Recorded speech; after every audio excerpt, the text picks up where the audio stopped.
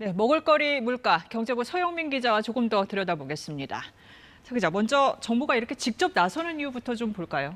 일단은 물가 상황이 여전히 불안하다. 그래서 관리할 필요가 있다라는 대전제가 깔려 있습니다. 네, 근데 지난달 소비자 물가는 3%대 초반이었고 네. 이번 달에는 뭐 2%대도 기대한다 이런 얘기 나오는데 그래도 불안하다는 거죠? 이게 지금 소비자 물가 상승률 많이 낮아지긴 했는데 이건 네.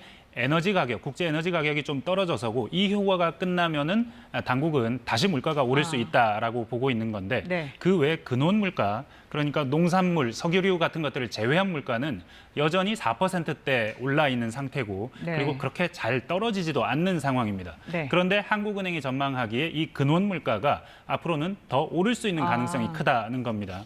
버스요금 인상이나 아니면 유류세 환원 같은 조치가 잇따라 줄줄이 대기하고 있기 때문인데 여기에 정부의 고민이 있을 수 있는 겁니다. 정부는 하반기에는 어쨌든 물가보다는 경기 쪽으로 좀 방향을 옮기고 싶은데 만약에 물가가 불안하다면 금리를 올릴 수밖에 없을 것이고 그렇게 된다면 경기를 좀 살피려는 이 계획에 엇박자가 날 수 있기 때문입니다. 네, 그래서 이렇게 하는 게 효과가 있을까요? 지난주에 이창용 한국은행 총재가요. 이것과 관련해서 인위적인 물가 관리, 지속 가능하지 않다. 부총리 발언 관련해서는 정치적인 말씀으로 해석한다라면서 다소 부정적인 견해를 피력했습니다. 실제로 라면이 물가에서 차지하는 비중은 크지 않고 이번에 내림폭 자체도 크지 않죠. 그러다 보니까 오늘 라면 3사의 주가 그래프 보시면 농심이 내린다고 발표하고 난 뒤에 오히려 꽤 많이 올랐습니다. 네.